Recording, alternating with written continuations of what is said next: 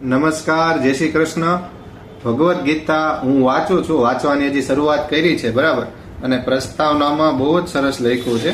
હજી આપણે શ્લોક સુધી પહોંચ્યા નથી, અધ્યાય સુધી પહોંચ્યા નથી, પણ જેમ જેમ પહોંચશું એમ તેમ વિડીયો બનાવતો જઈશ અને તમને કહેતો જઈશ, બરાબર.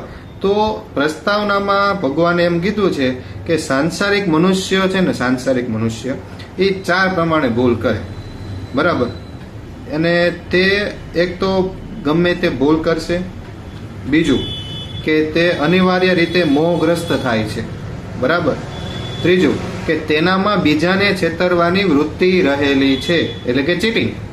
અને તે અપૂર્ણ ઇન્દ્રિયોને લીધે મર્યાદિત હોય છે. એટલે આ ચાર અપૂર્ણતાઓને કારણે મનુષ્ય સર્વવ્યાપી જ્ઞાન સંબંધે પૂર્ણ માહિતી આપી શકતો નથી. એટલે ઘણી વખત શું હોય ખબર, આપણને આપણે કોઈ પણ કાર્ય કરતા હોય કા પછી ગમે કંઈક આગળ વધતા હોય, કંઈક નવું કરતા હોય ને તો તમને કોઈક આપણા સિનિયર આવીને કદાચ આપણા વડીલ આવીને કંઈક કહી જાય કે આવું તારે ન કરવું જોઈએ. હવે શું કામ ન કરવું જોઈએ એનું કારણ કદાચ એ માણસ પાસે ન હોય, અને હોય તો એવું તો નથી કે એ માણસ સાચો જ હોય. આમાં ગીતાની અંદર ભગવાને એવું કીધું છે કે મનુષ્ય ચાર પ્રકારની ભૂલ કરશે, બરાબર. મોહગ્રસ્ત થઈ જશે, કાં તો બીજાને છેતરશે એટલે કે ચીટિંગ કરશે.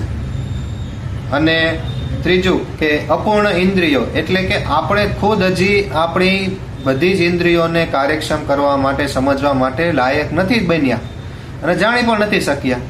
તો બેટર વસ્તુ એ છે કે તમને એવું લાગે છે કે તમે જે કરો છો એ ખોટું નથી, કા પછી કે આપણે જે કરી છે એમાં કોકનું સારું થાય છે, કાં તો પછી હું જે કરું છું એમાં કોઈનું ખરાબ તો થતું જ નથી.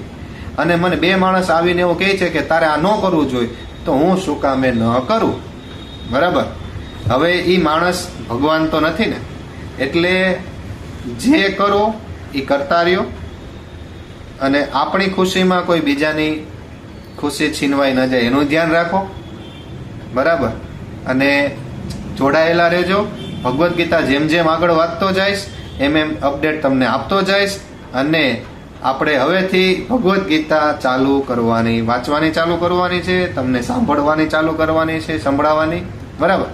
જોડાયેલા રહેજો. જય શ્રી કૃષ્ણ.